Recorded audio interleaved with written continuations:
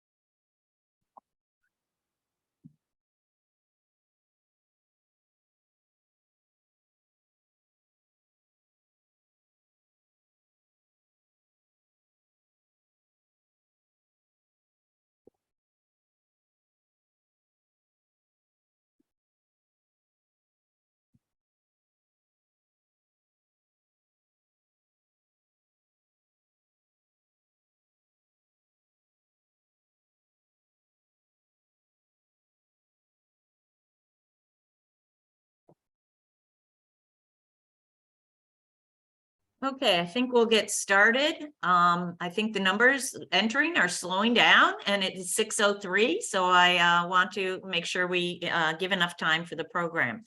So good evening and welcome, everyone. I am Laura Ladd-Bierman, Executive Director of the League of Women Voters of New York State. Tonight, we have a panel of experts to discuss a court case, Moore v. Harper, which is currently before the U.S. Supreme Court. The decision in this case could have a huge impact on elections across this country. The three panelists, I'd just like to introduce all three to begin with. The first one is Richard Rifkin. Richard has held many positions in state service, including counsel to the Bronx Borough President Robert Abrams, and then moving with Mr. Abrams when he was elected as New York's Attorney General to that office. He served in that office as counsel to the Attorney General and First Assistant Attorney General. Richard then moved to become executive director of the New York State Ethics Commission until moving back again to the Attorney General's office after the election of Eliot Spitzer. He remained there until Spitzer was elected governor, serving as special counsel to the governor until the governor resigned. Richard spent the next 10 years working for the New York State Bar Association and then joined the Government Law Center at Albany Law School, and he's currently its legal director. Richard also is on the board of directors of the Albany County League of Women Voters. Caren Short is our second presenter. She is the director of legal and research for the League of Women Voters of the United States. In this role, Caren manages a team of legal and technical experts working to oversee, innovate, and support the League's state and federal litigation dockets. She also works in coordination with the Director of Government Affairs to ensure that the League's legislative and litigation strategies are aligned toward the mission, vision, and values of the organization. Prior to joining the League, Caren served as interim deputy legal director of voting rights at the Southern Poverty Law Center. Caren has also worked as assistant counsel at the NAACP Legal Defense and Education Fund and as staff attorney in the Voter Protection Program of Advancement Project. Finally, she is clerked for the Honorable Robert J. Cordy on the Massachusetts Supreme Judicial Court in Boston. The third presenter tonight is Michelle Kanter Cohen. Michelle serves as policy director and senior counsel with Fair Election Center, where she focuses on voting rights and election administration advocacy and litigation, with particular attention to increasing access to the ballot for historically marginalized communities. Prior to joining the center, Ms. Kanter Cohen served 5 years as Project Vote as a litigator and advocate for voting rights, focusing on the areas of voter registration and election administration. In her personal capacity, she served on the Montgomery County, Maryland Right to Vote Task Force and is a member of the ABA Standing Committee on Election Law. We will start with an overview of the court case by Richard, And then Caren and Michelle will talk about the amicus brief that was filed by the United States League of Women Voters and included all state League of Women Voters. Then we will discuss the potential impact of the decisions. We'll answer questions at the end, so please write the questions in the Q&A. The button for the Q&A is at the bottom of your screen, and panelists will enter some Q&As in the screen, or they will bring them up for discussion by all panelists. So let's begin. Richard? Thank you, Laura, and good evening, everyone. Let me begin by sort of putting the question out there and trying to explain, why are we here? We don't usually preview Supreme Court cases before the argument. We have many, many postmortems after Supreme Court decisions, but this is different. This is dealing with a case before it is presented to the Supreme Court. And the reason we're doing it, and the League of Women Voters of New York is sponsoring this forum, is that this could possibly be the most important election case ever decided by the Supreme Court. And we want everyone to understand what is happening as the case is argued. If you want to talk about its importance, Eric Chemerinsky, who is the Dean of University of California Law School at Berkeley, well-known nationally constitutional scholar, he has written in an opinion piece, and I quote him, "Of all the potentially momentous cases on the Supreme Court's docket this term, the one that frightens me most is Moore against Harper. It is not hyperbole to say that the future of American democracy could be determined by this decision." In addition, the Conference of State Chief Justices has filed a brief with the court, an extremely unusual event. So, with so much at stake, the New York League has decided to hold this program in advance of the arguments, which are to be held on December 7th.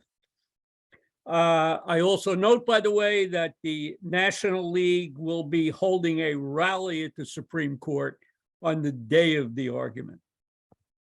So let's look at this case and try to understand what it's about.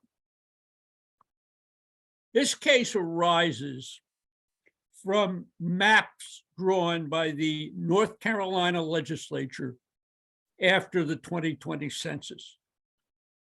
Challenge was brought in the state courts of North Carolina. And let me pause here, because you may ask, why did they bring it in the state courts rather than in the federal courts? And the answer to that is, in 2019, the Supreme Court held that gerrymandering issues raise political questions, not legal questions. This was the Rucho decision, Rucho against Common Cause. And it said, because the question is political, the federal courts do not have the authority to hear the cases. Political questions are determined by the executive and legislative branches. The judicial branch is for dealing with legal questions. And we hold this to be a political question.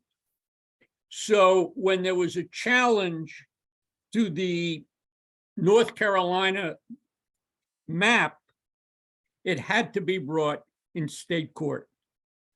And by the way, I should say, in the Rucho case, the Supreme Court said, even though the federal courts don't have jurisdiction, that you can still bring challenges in the state courts. And that's interesting, given what we're about to hear. Case was brought in North Carolina, went up to the North Carolina Supreme Court. And on February 14th of this year, and the date is important, That court, North Carolina Supreme Court, held that the maps drawn by the legislature violated various provisions of the state constitution. And it appointed a commission to redraw the districts. Timothy Moore, who is the Speaker of the North Carolina legislature, then brought the case to the United States Supreme Court. Now, remember, he couldn't argue in the courts that the maps were gerrymandered. That was precluded by the 2019 Rucho decision. So he had to argue something else. And basically what he argued is that the courts of North Carolina do not have the authority to hear cases related to federal elections, including gerrymander cases. So that was the argument he wanted to make to the United States Supreme Court. His first step was to ask the Supreme Court for a stay of the North Carolina decision. And what a stay means is that that decision is suspended until the court hearing the appeal, the Supreme Court,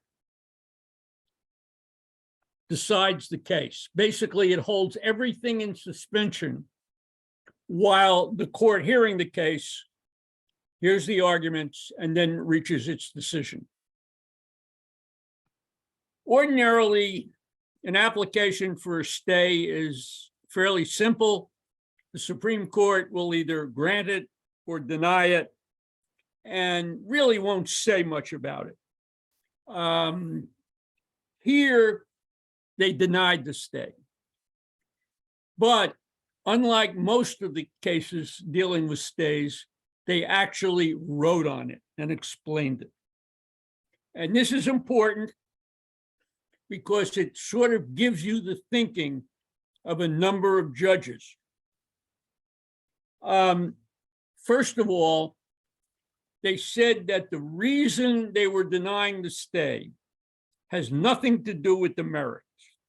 The problem is it was too late. They were too close to the primary day. And if they issued a stay, it would cause all sorts of confusion and chaos in the holding of the elections. And by the way, as a sidelight, for those of you in New York, this is the same thing that happened with the assembly maps. The assembly challenge was brought late, unlike the challenge to the Senate and congressional lines. The court found the maps to be unconstitutional and gerrymandered, but what the court said was, it is too late. We can't undo this. And so when we went to vote in New York a couple of weeks ago, we voted using maps that are unconstitutional. They've been declared to be unconstitutional, and yet we use them for the assembly elections. There will be new maps in 2014. So the Supreme Court in this case, in the Moore case, found it was too late. And therefore, it said, whatever the court did, we are going to allow that the decision of the court to be implemented so that they can go ahead and hold their elections in North Carolina. But they said more than this. And this is where it starts to get interesting, because Judge Kavanaugh wrote and said, I agree with the denial of the stay because of the time problem. But he also said that both sides have advanced serious arguments on the merits. That's his language. And noted that the court, the next time it has the opportunity to hear the merits of this argument, should absolutely take the case and hear it. Judge Alito dissented and said the stay should have been granted. And he issued an opinion that was joined by Justice Thomas and Gorsuch. And in the Alito opinion, now representing 3 judges, it was said, quote, that both sides advanced serious arguments, but based on the briefing we have received, my judgment is that applicant's argument is stronger. So this tells you a lot about the preliminary thinking of the judges as we go into this case and the merits of the case. The next step in terms of the way this case proceeded was that Moore asked the court to hear the case. It's called, in the Supreme Court, it's called an application for a writ of certiorari, because no one has a right to appeal to the Supreme Court. You file your application seeking an appeal in the court, and it's up to the court to decide whether or not to accept the appeal. The court very often, and in fact, in most cases, denies an appeal that is being sought. In legalese, you're talking about a writ of certiorari. The applicant makes an application for a writ of certiorari. The court decides whether or not to grant the writ. On June 30th, the court granted the writ of certiorari in this case, meaning it says it will hear the case on the merits. That was determined on the last day of the previous term of the court, meaning it was going to be heard in this term. And the court has since set the argument date for December 7th. So that's the procedure. That's how we get to where we are today. What is this case about? The speaker's argument is that the North Carolina courts did not have the authority or jurisdiction to hear this challenge to the maps. The basis for his argument was Section 4 of Article 1 of the federal Constitution. And remember, that's important here. We're talking about the federal Constitution, which gives the Supreme Court jurisdiction. And since it's not a gerrymandering case, the Supreme Court is able to take it because it's a legal question and not a political question. So what does this article say? It says, and I'll quote it, "The times, places, and manner of holding elections for senators and representatives shall be prescribed in each state by the legislature thereof." And then it goes on to say that Congress may by law make or alter such regulations. The speaker advanced, using this language, what is known as the independent state legislature theory. And what he argues is the federal Constitution says the legislature shall act with regard to time, place, and manner of federal elections. And that means that the legislature and only the legislature can act. The courts may not be involved. And that's because the federal Constitution does not give the courts the power to be involved. So that is the fundamental argument. May the courts of South Carolina review the actions of the state legislature. If the court accepts the independent legislature theory, it would mean that the courts cannot review legislation dealing with federal elections. That's what's at stake. Now, you say, how is he able to make this argument? What he is doing, as I said, is arguing the language of the original federal Constitution drawn in 1787 at the Constitutional Convention. There was nothing in the federal Constitution about the power of the courts and the power of judicial review. However, in 1803, the Supreme Court decided Marbury against Madison, possibly the most important case ever decided by the Supreme Court. And what Marbury held was that for federal purposes, because they're dealing with the federal Congress, for federal purposes, the federal courts can look at the actions taken by Congress, and they can determine whether Congress had the power to take the action it took, and if it violates the rights of individuals. And if it does, the legislature has a power to void the act. So for instance, if pass a bill that restricts the right of individuals to speak, the court will say that's unconstitutional because you've denied a right guaranteed by the Constitution. Same thing with equal protection of the laws. Every state has adopted the concept of judicial review, and it is really fundamental to our democracy.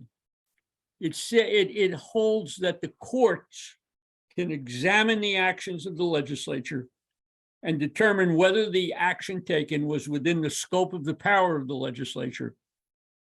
And even if it was, does it deny a constitutional right to the citizens of the state, or if it's federal, of the United States?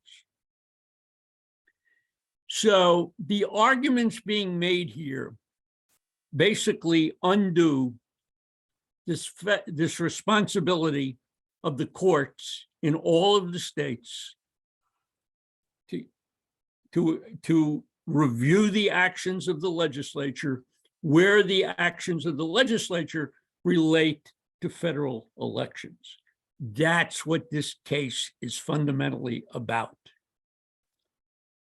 Let me raise two other issues which the court could get to in this case.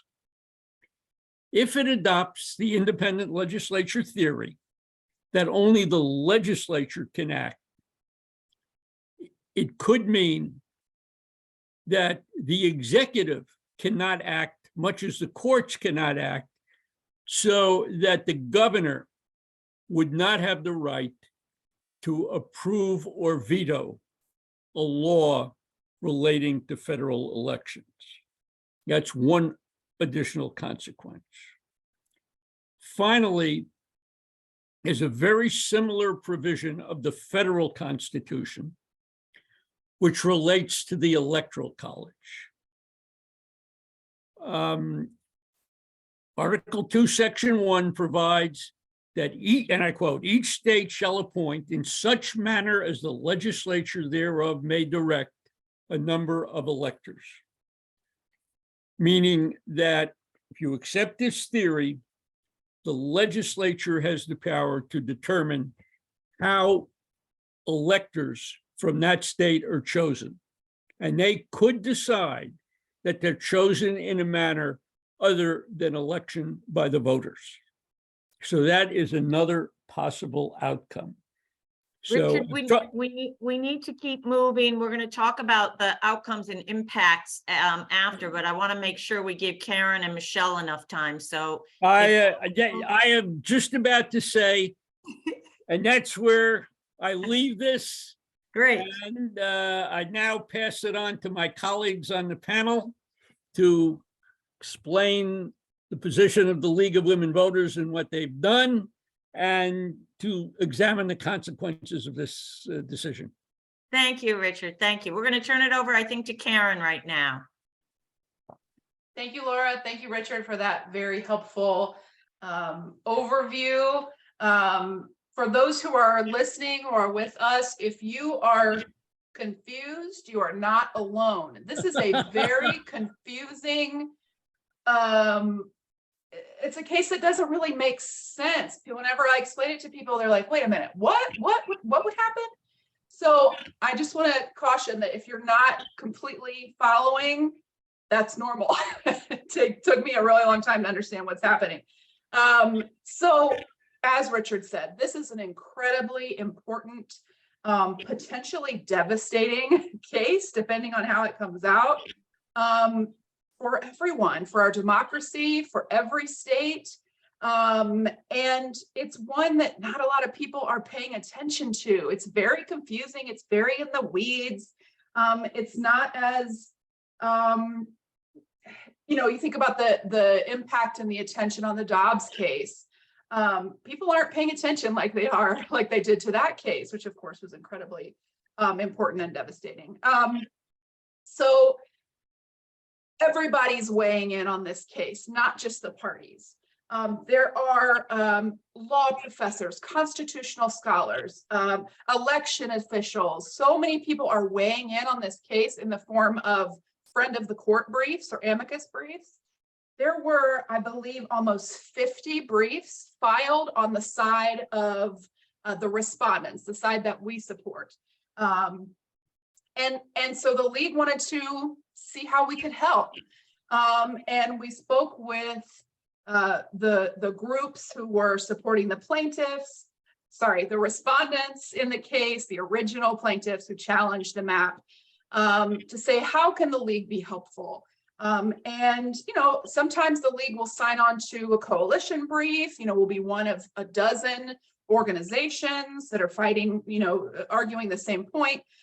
But it was clear that both the parties and those who were organizing the friend of the court briefs wanted something specific from the league.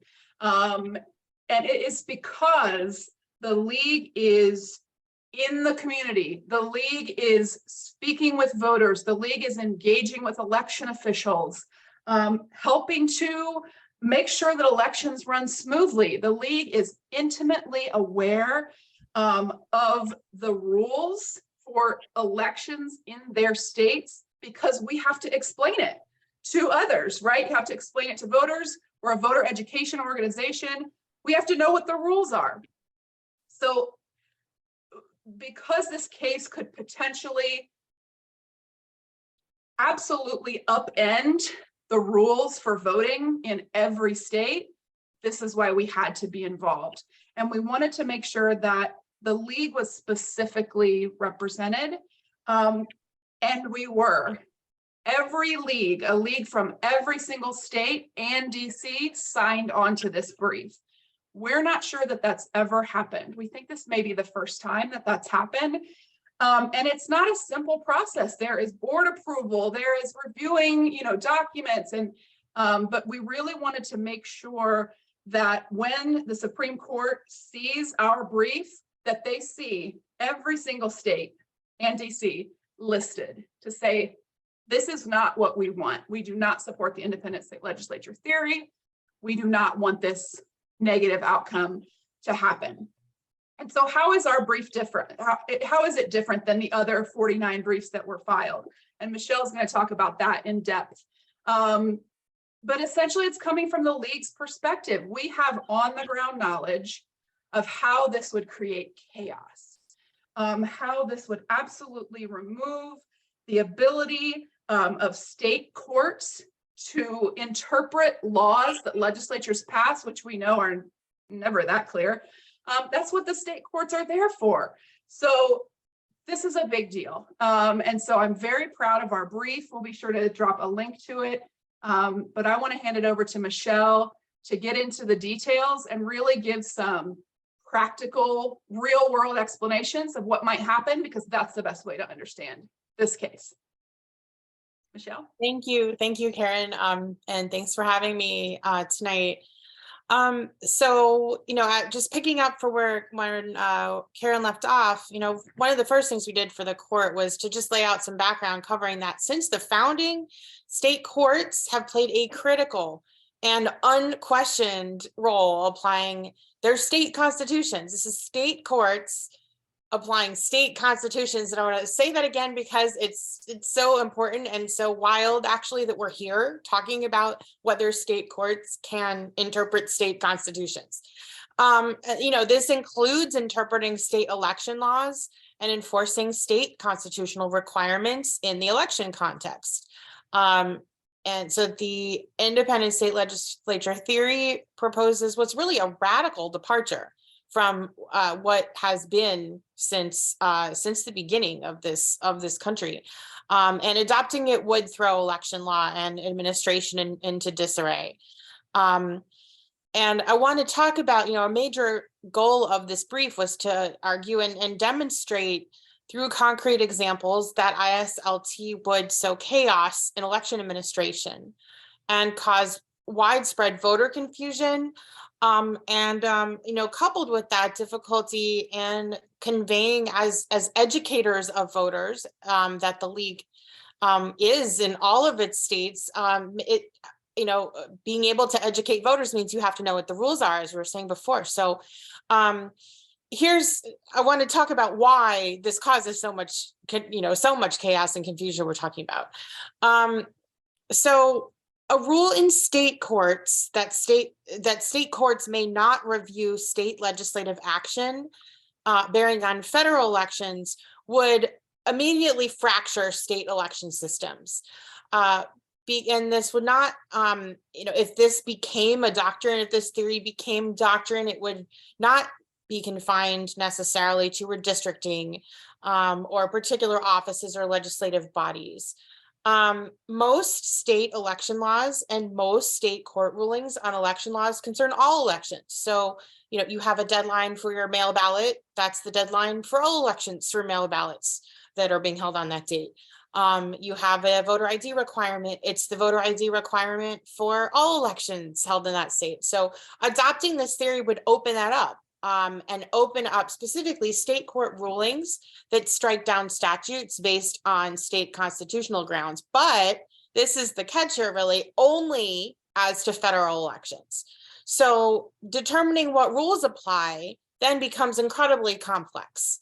And even assuming that voting rules could be sorted into sort of clear state and local versus federal buckets, the consequences of that would be burdensome, a big mess, essentially confusing for election officials and voters and members, league members. And this would come out of some rules being invalid for state elections. Some rules being still valid for state elections, but invalid for federal elections.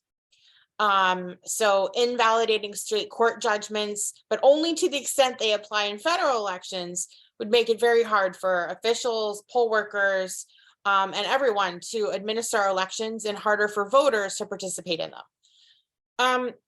So a couple of examples.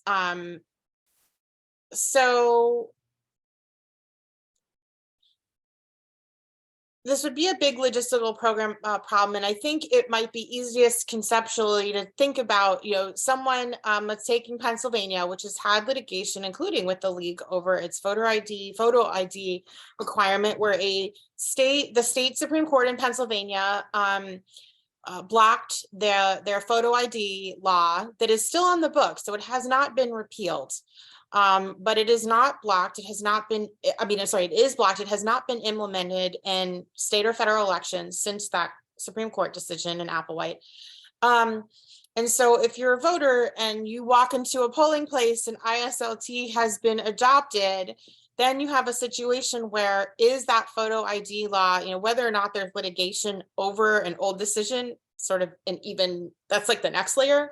But, assuming that that's adopted, And the photo ID was then the decision overturning it no longer applied to federal elections. The voter walks in the polling place and all of a sudden it's, well, do they show, and they don't, if they don't have a photo ID, which they're currently not required to have, do they have to show it to a different poll worker? Do they show, what line do they get in? Do they, do they have a different ballot to say, well, if you show your ID, you get this ballot. If you don't show your ID, you get that ballot. Or do we bifurcate it in the counting, such as you take their ballot and does an election administrator have to go through and remake their ballot specifically to only the elections that they're qualified as a voter with no photo ID to vote in? So that's sort of like from the very, very like granular nuts and bolts, like walking into the polling place issue, why there's a problem. Now, if you sort of rewind in time, that's, say in November or early, or in-person voting in October, rewind 6 months, you're trying to figure out how to tell voters how to get ID, how to show up at the polling place, how to, how to vote, how to go through the process. Sort of, how do you do that if the rules are so mixed up? We also know that many states don't train their poll workers particularly well as it is. I'll say that Pennsylvania is a state that doesn't actually have any state mandated training for poll workers in their statute. So what now? There's not necessarily any extra funding. That there's no actually reason to think at all that extra funding would come with this decision. In fact, I think it would probably be less funding. So this would really be, that's just one example. One complicating issue is that these rules would alternate essentially. If you had state elections held one year and federal elections held the next year, as there are in many states, then the rules would change from year to year. So as voters and as educators of voters, we have to, once a voter learns how to go through the process, that's a barrier that they've overcome and that they've learned. So if the rules keep changing, that's that itself is a barrier. And so if the rules change from election to election to election, whether within the year, as for example, North Carolina had 6 elections in 2019, 4 with federal races and 2 without. So you'd have this constant alteration of election rules that would really confuse poll workers and voters alike, and really invite errors. One thing we see even without this is that sometimes poll workers will enforce a rule when it's not actually in effect. So this would compound problems like that. Slow down voter registration, absentee ballot applications, and all the different things where the nuts and bolts of the election administration rules really matter. And this would really create chaos. So I use the voter ID example, but this would really create chaos at every stage of the voting process. It's eligibility, registration, voting, and especially absentee voting. So in our brief, we really wanted to get concrete with how this would play out.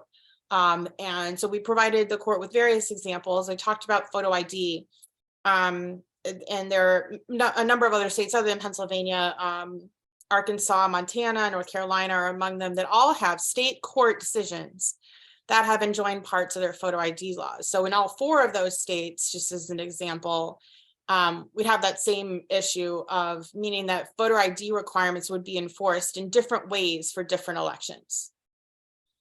So another area where this would essentially cause a mess is states with same-day voter registration laws that have been the subject of state court decisions. There are some recent examples in Montana and Delaware, for example. So recently, the Montana Supreme Court struck down a law that restricted the state's same-day voter registration. In Delaware, actually, the opposite happened, where the state Supreme Court struck down a recently passed same-day voter registration law. There's also a process called the People's Veto in Maine, where the people actually voted on the ballot.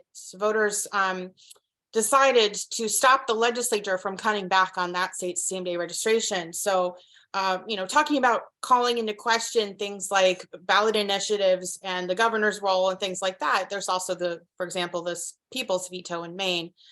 So basically adopting ISLT could give Montana and Maine voters the opportunity to same-day register in state and local elections, but not in federal elections, and the reverse in Delaware. So administrators would need to, for example, announce whether each upcoming election would allow same-day registration.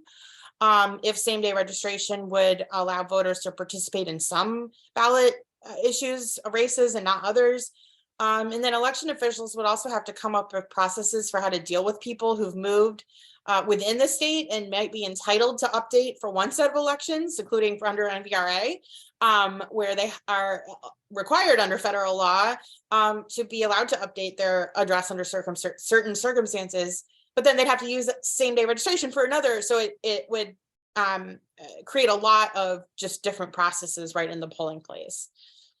And just to drill down a little bit more, just to think about this really granularly, that means election officials are developing systems for recording different registration statuses and ensuring voters who register on election day receive the right ballot. So that's, I mean, that all costs money and time and coding. And I know for many of you who've worked with election administrators or done records requests from election administrators or anything like that, that's a lot.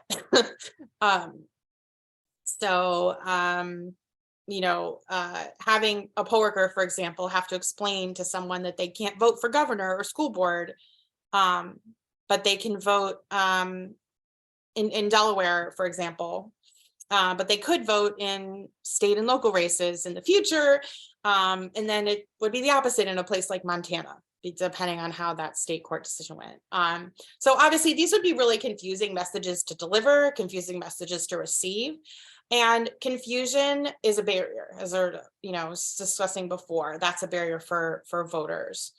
And then, finally, in terms of nuts and bolts, absentee voting, which I mentioned, has just so many different roles.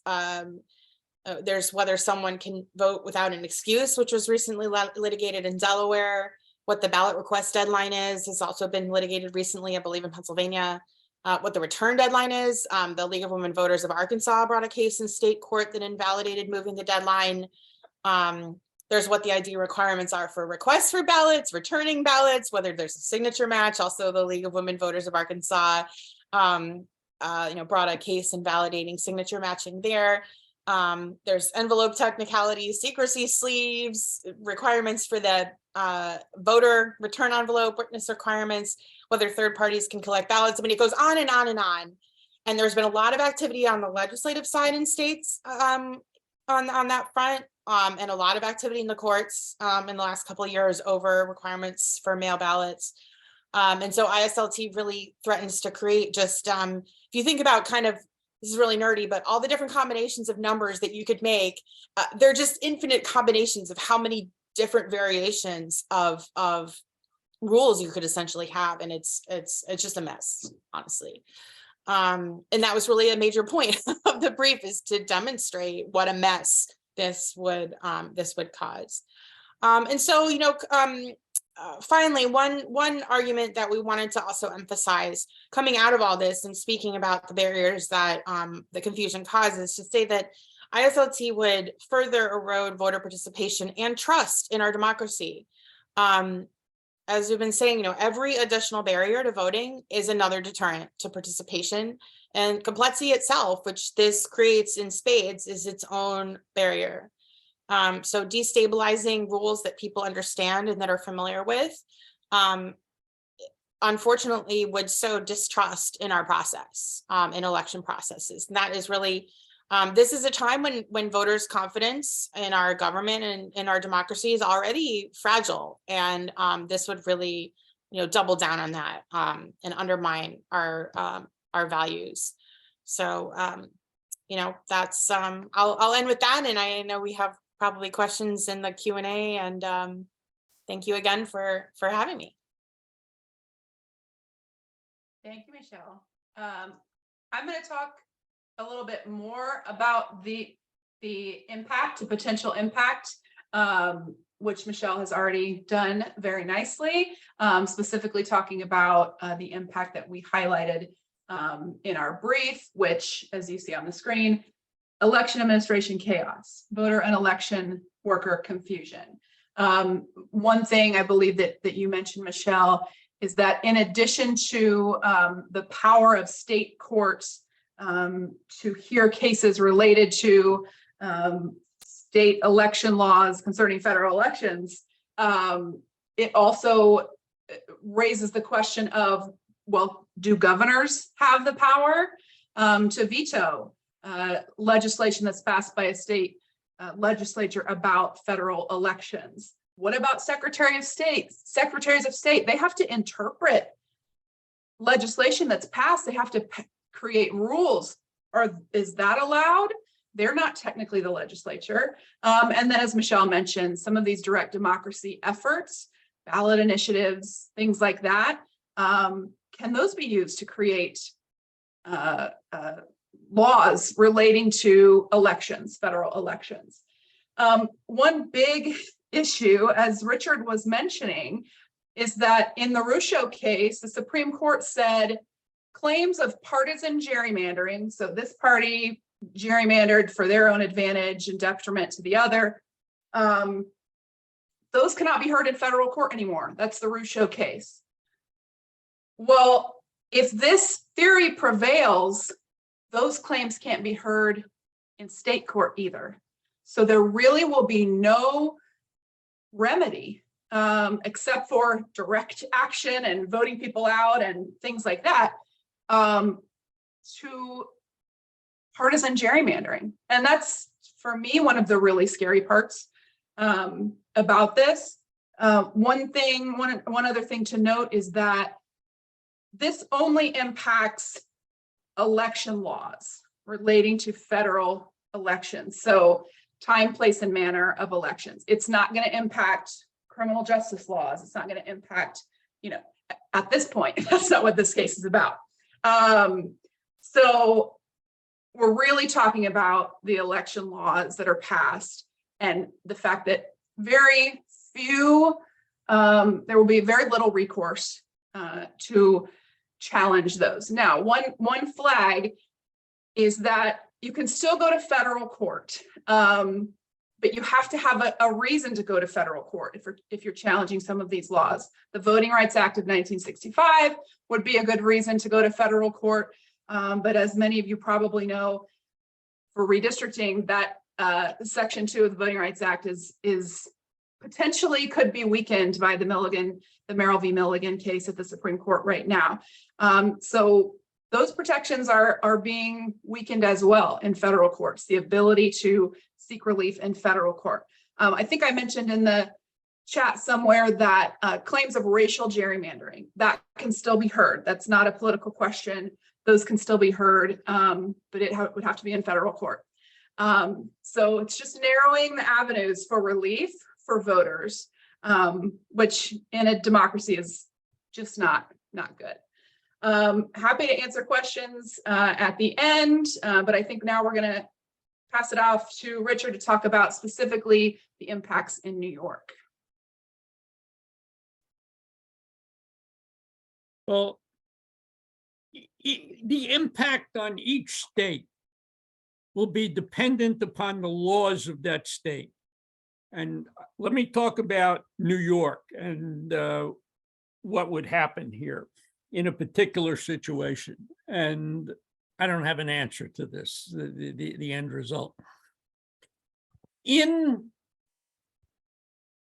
our last redistricting, which I think most of you know about and the events that took place, the Independent Redistricting Commission that was created in 2014 was required to make submissions to the legislature. And I won't go through the details of that. But then it said and the legislature could accept or reject the proposals of the commission. But it said if the legislature finally rejects the proposals of the commission, the legislature would then have the power to draw the maps. In fact, the commission failed to make a submission that was required. There was a challenge to the procedure in the gerrymandering case. There were two causes of action in that litigation. One was that the maps drawn were gerrymandered, but two, the legislature did not have the power to draw the maps because the commission did not make its submission. And the Supreme Court, the Court of Appeals, in a 4-3 vote, held that in fact the legislature did not have the power to draft the maps because of the failure of the process. So you now have the highest court of New York saying, at least in this circumstance, even though you read the Constitution and it says the legislature does have the power, the court has said, in this case, the legislature does not have the power. So you have the highest court saying that the legislature, at least in one instance, does not have the power. If you accept the independent redistricting theory, it would hold that the federal Constitution gives the legislature the power to draft the maps, and only the legislature. So now what happens? You've got the highest court of the state saying the legislature has no power. You've got the federal Constitution saying the legislature is the only entity in the state with the power. Can the federal Constitution basically create the powers of government in New York? There's no case that resolves this, but that would be the chaotic situation we would be in under this theory.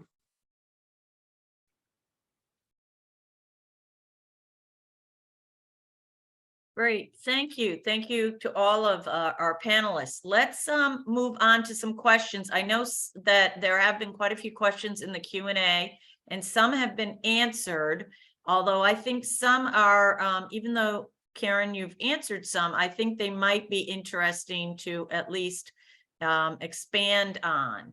From Chris Hoffman, if this case prevails in the U.S. Supreme Court, is it true that state legislatures would have absolute and non-reviewable control over time, place, and manner over federal elections? Caren, you want to start with that, or Michelle, I guess, answer that? Well, yeah, I'll just echo what Michelle said in her answer, which there is still congressional authority to make laws that relate to time, place, and manner of federal elections. One example is the Voting Rights Act, right? And there are plenty of other laws. And a voter or voting rights organization could seek to enforce those laws in federal court. But these are challenging cases. They're expensive, they're time consuming, and they're, maybe people think there are plenty of lawyers, but there aren't enough lawyers to bring all the cases that we need to bring in these cases and in these situations, and the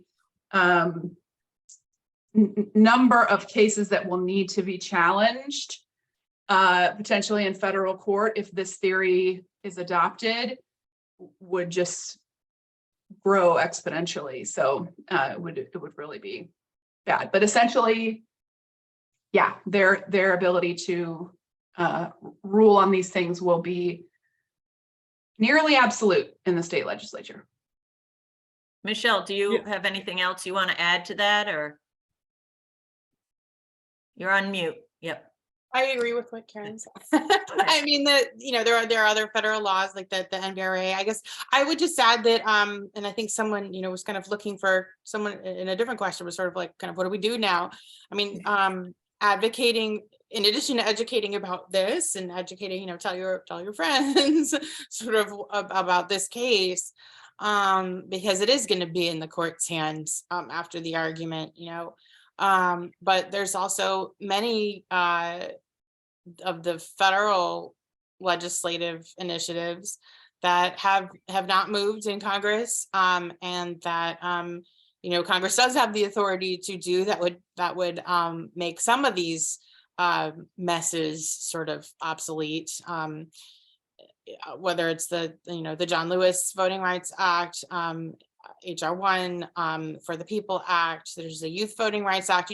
Congress could legislate and solve some of these issues. So I would say supporting that legislation as well and making noise about it is a good thing. Can I just add that Sure. it would be very difficult to fit most cases into a theory over which the federal courts would still have jurisdiction. There might be a few, and the Voting Rights Act probably is the major one, although the court certainly has started to limit enforcement of the Voting Rights Act.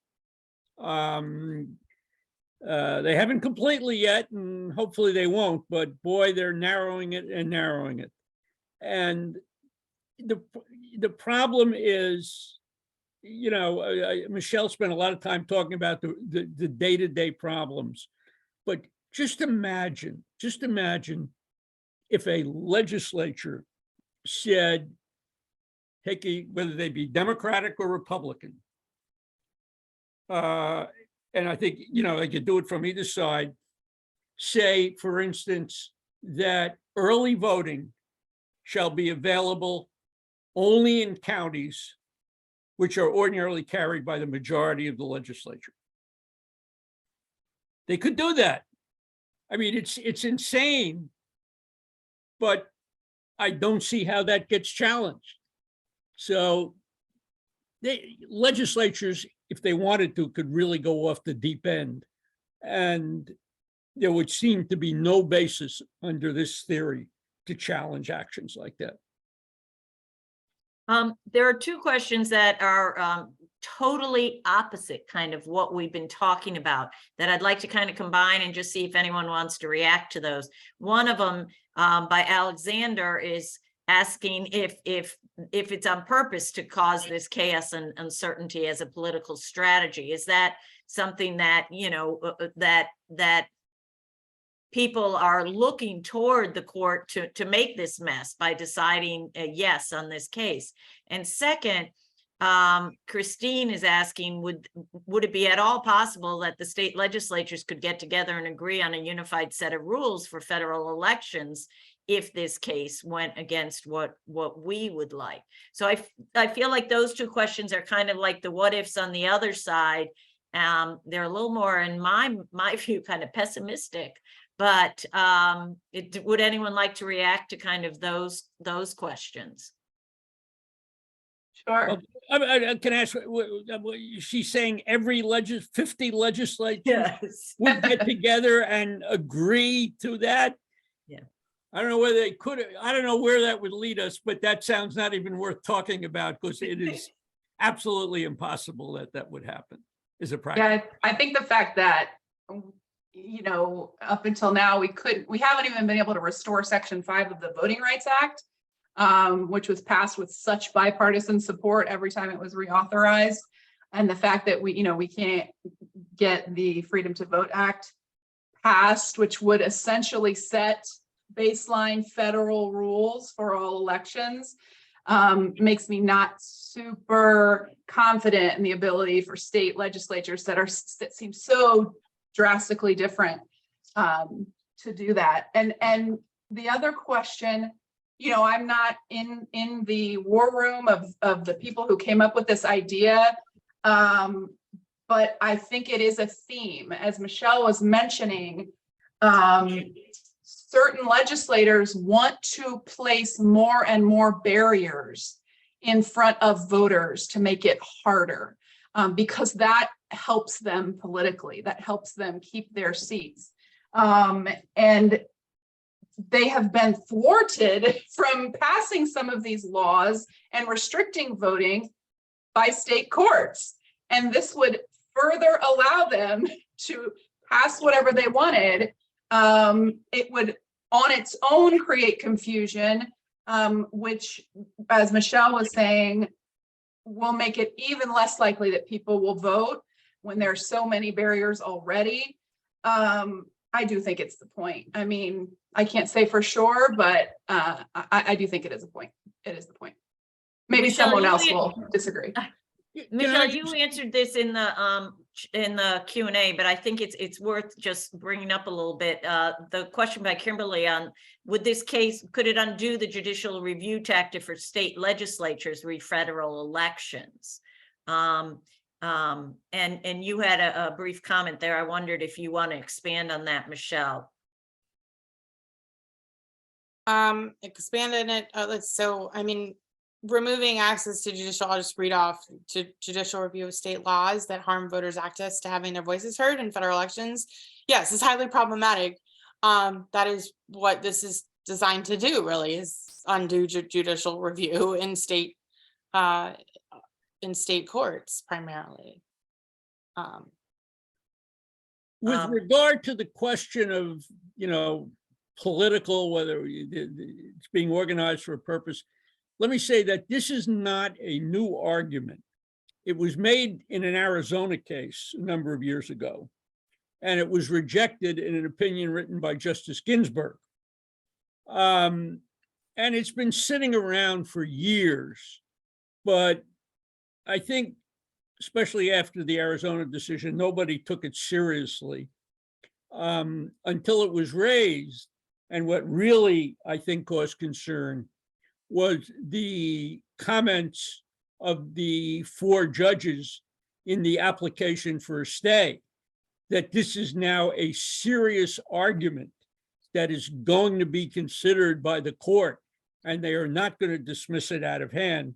I wouldn't say they dismissed it out of hand in the Arizona case, but they're not looking at the Arizona case as a binding precedent that can't be overruled. Richard, I know you've talked about the timing of this case. Somebody's asking when we can expect the decision to be announced. Is there any expectation of how long this would take?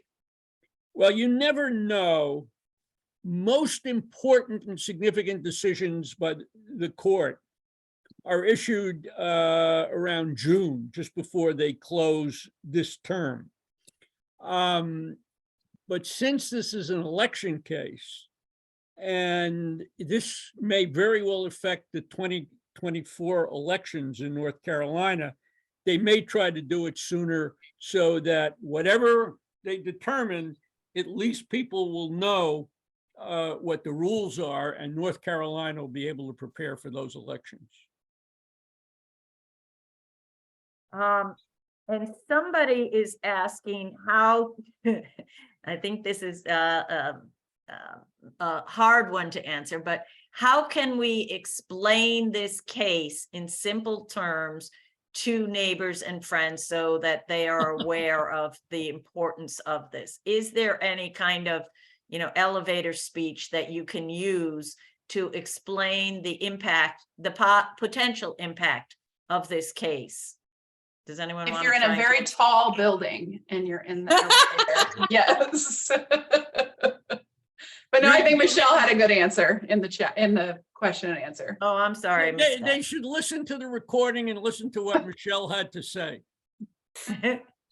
So no, and just to recap in the chatter for folks who can't see it, the core of it, I think, is that it would take away the checks and balances that are in our Constitution, and that it would allow legislators to manipulate the rules for their own goals without recourse. And Michelle, just to reiterate, I know you guys have talked about this, but when you say that, what you just said, it's really in relation to federal elections, not an impact on the state elections, except for the fact that the courts may not have a voice in what the state legislatures do. Yeah, I mean, that starts to get into the sort of legal aspects and the technicalities of what it would do. I don't think that changes the overall message, is upending the checks and balances, in our system. And also just thinking about because what it would do is say, okay, we're taking away this court decision as applied to federal elections, but leaving the state elections in process. it's still confusing for people trying to vote in state elections. It's so there's an impact there on, barriers and turnout that may not be like what the rule is for state elections, but just the confusion itself, being a barrier means that it does have an effect on state elections, inherently. Yeah, Pat- because, I mean, one way to explain it, I don't know whether this helps explain it, but if a court declares an election law provision unconstitutional, it's unconstitutional for purposes of state and local elections, but is followed and constitutional in federal elections. And that's why you get into this mess that Michelle described. That's a good description, Richard. Thank you. Michelle, can you tell us some of the other organizations that or Caren, I guess, amicus briefs?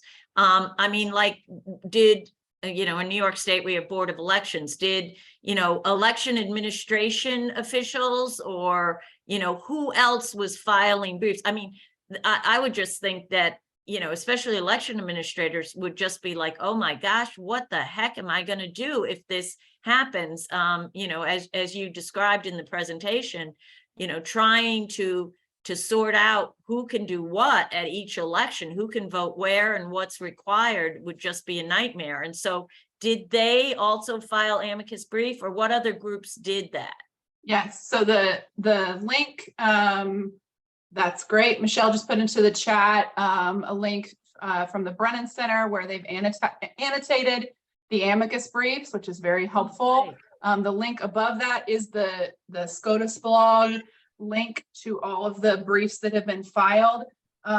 There was one filed, bipartisan current and former election officials. There was, I believe, secretaries of state filed one, former public officials, former judges, election experts. I think Supreme Court former Supreme Court, state Supreme Court justices filed one. There's so many. And in fact, Richard was mentioning the Arizona Independent Redistricting Commission, which was when the Supreme Court considered the constitutionality of the commission itself. This was the last time that the independent state legislature theory was considered and rejected by the Supreme Court. The Arizona Independent Redistricting Commission itself filed an amicus brief. Now, they didn't say which party or side they were supporting, but their whole existence depends on something that wasn't the state legislature. And so what happens if, this theory goes through? Does that Independent Redistricting Commission cease to exist? So everybody filed a brief, so many. And I encourage you to look through the list. Yeah, Great. and Michelle put something really helpful in the chat. Thank you, Caren, and thank you, Michelle. There's a question here, and it wasn't until this evening actually that I realized that this court case could have an impact on this too. I think, Richard, you're the one who talked about it. The question from Peggy is, would state legislatures be able to send their own choice of electors after a presidential election? I hadn't realized that this case could affect, the electors for the Electoral College. And I don't know if somebody wants to expand a little bit about that. I don't believe that was part of our amicus brief, but it is a piece of the potential impact. Yeah. Well, of course, this was attempted by one of the presidential candidates in the 2020 election. The reality is that Donald Trump was trying to get state legislatures, citing this provision, to fundamentally send electors other than those who were chosen by the voters. He was unsuccessful completely, and no state did that.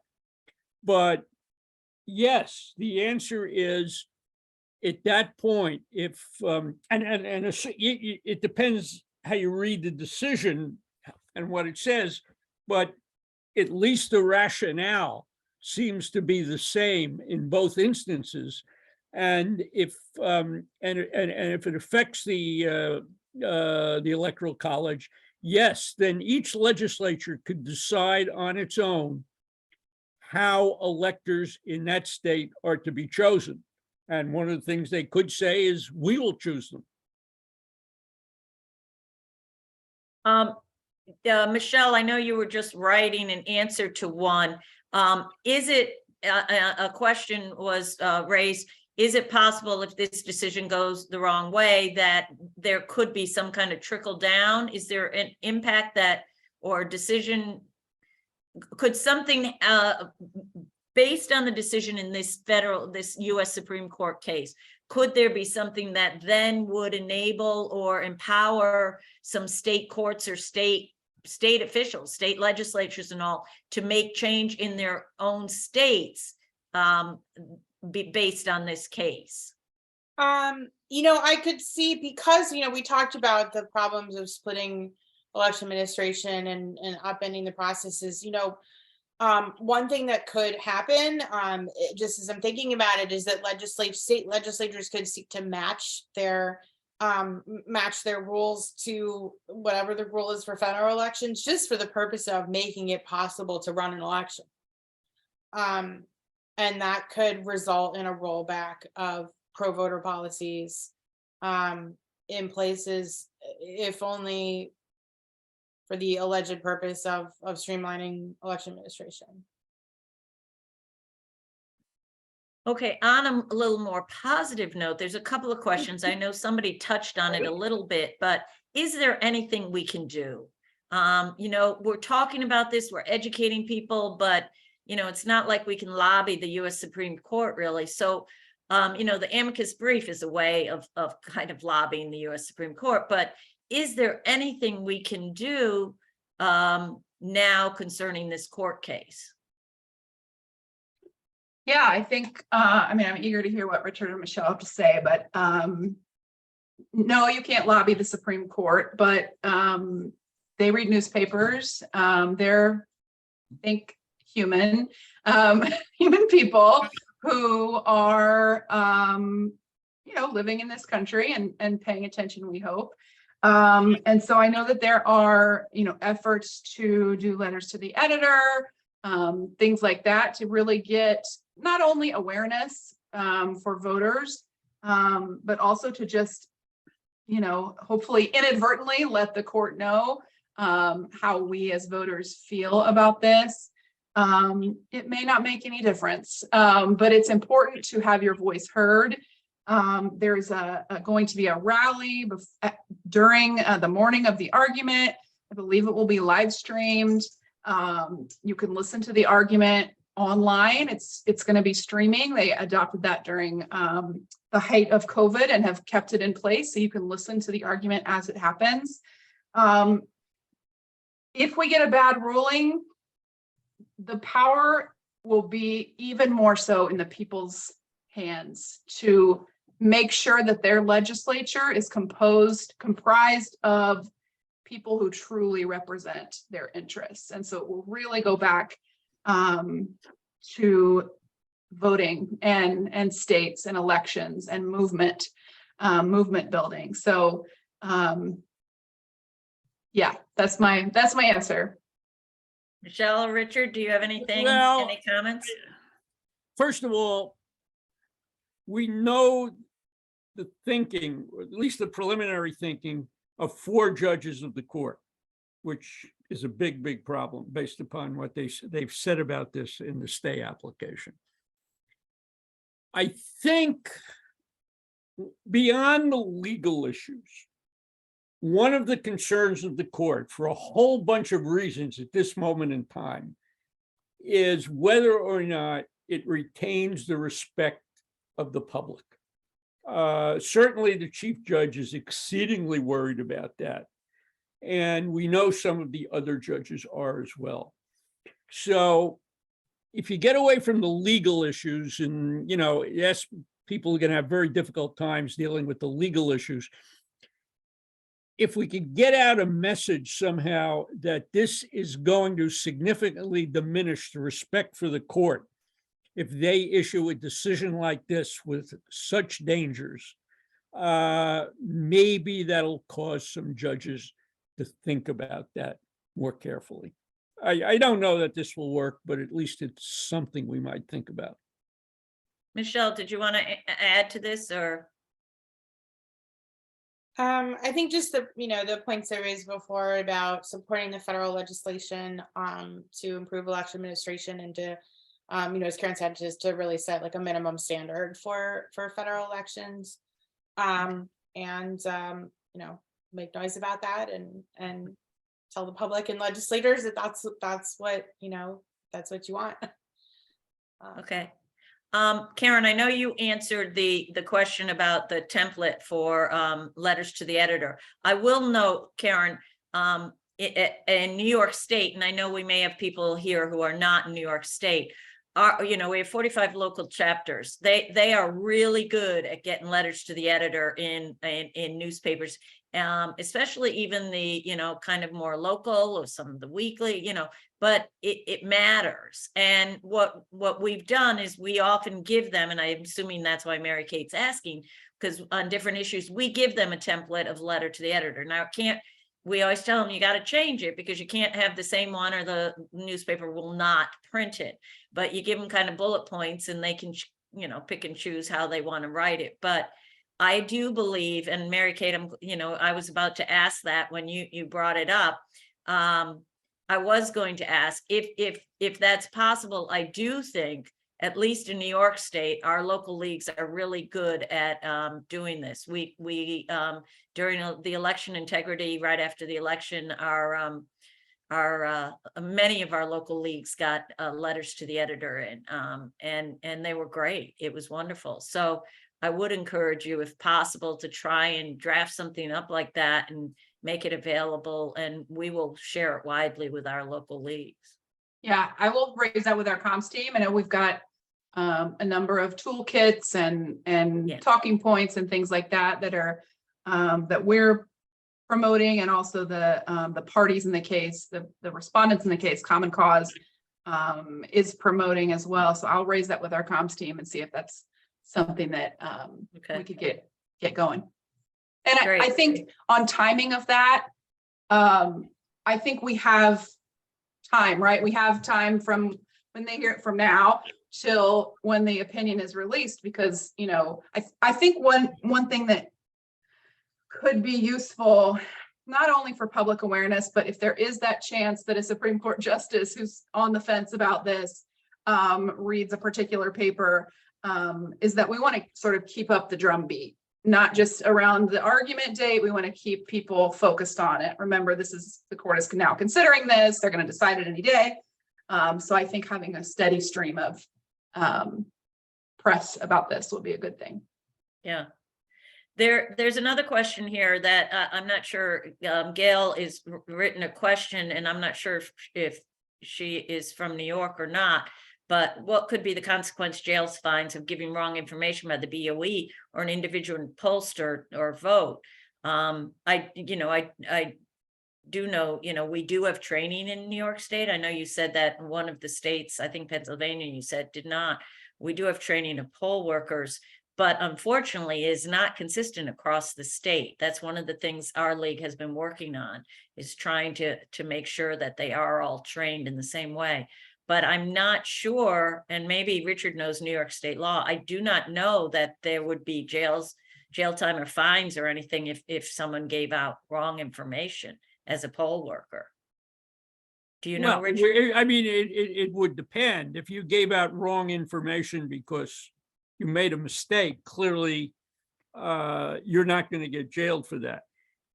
If you were intentionally giving out wrong information for the purpose of tilting the election one way or the other, then you're starting to come closer to the possibility of some sort of criminal act. Well, and I think Michelle in her presentation was talking about how confusing or hard it would be for poll workers if there were different rules for, if you had at the same time you have a federal election, you have state elections and or local elections at the same poll site and the same time, would there be, as she mentioned, different ballots, different rules, what you have to show, what you have to do for the different levels of elections. So I could see this happening, not necessarily. I mean, I'm guess I'm a little bit of an optimist, but not necessarily meaning to give wrong information, but I could see that happening because of this confusion. Yeah, I think you're absolutely right. I think Michelle's description of what can and probably would happen is right on point. And you're right that it would put poll workers trying to do a good job. I mean, people who are not trying to do anything wrong, it would make it very, very difficult for them, and mistakes could easily happen. Right. Okay, I am not seeing any more questions. If I've missed some, please let me know, or quickly put it back in as a new question in the Q&A, and we'll make sure we cover it. But I think we've covered most of the questions. I would like to mention that this has been recorded. We will make sure that we'll save it and we'll share it. We will post it on the State League website. We will share it with all of our local leagues and our members. And if Caren, Michelle, if you want us to share it with you all, if you want to share it with anyone else, that would be fine. And again, the PowerPoint we will also be sharing. Okay, so Janet's just asking, I know somebody mentioned, I think it was Caren, that the oral arguments will be live streamed. Is it on C-SPAN, or do you know where people go? Actually, I think maybe C-SPAN does stream it. I always listen on the supremecourt.gov website. Okay. I'm going to drop the link in the chat, and you can listen directly from the supremecourt.gov website. Or I do think C-SPAN might do it sometimes, where they do the helpful, they show the picture of the person who's speaking. I really like that. So, but it will be live. Okay. It will be live as the arguments are actually happening inside the court. Great. And it'll be at 10 a.m. Yeah. And it's the only case scheduled for that day, so it could go for a long time. And someone is asking for the league brief again. I put that in the chat before. I can put it in the chat again. This is our statement. Well, it's not the brief, but this is the statement that the U.S. League put out. I think Caren or Michelle, one of you put the brief in, but maybe you can put it in again in the chat for people. Yes, we'll do. So that if anyone wants to read the full brief, but the link I put in is to the league statement, which does have quotes from many of the state presidents or state executive directors. And it shows the wide, I don't know what you call it, sharing that was done on the full amicus brief. And it was wonderful, I will say, to both Michelle and Caren, to be asked to join that and to be able to have our voice combined with so many states and the U.S. League on such an important matter. So we appreciate your asking for us to do that. Okay, one last chance. Any other questions? Otherwise, I'm going to say thank you so much to Caren, Michelle, and Richard. I think it's been incredibly interesting, educational. I think we'll be hearing lots more. Caren put the blog link in the chat so you can follow along. I'm sure, after the hearing, there'll be a lot more going on. And as she said, let's keep the drumbeat alive, because the decision may not come out till June.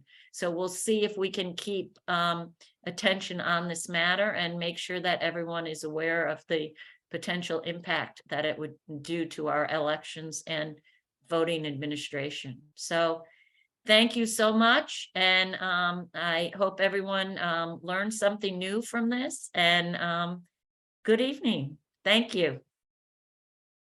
Good night. Good night.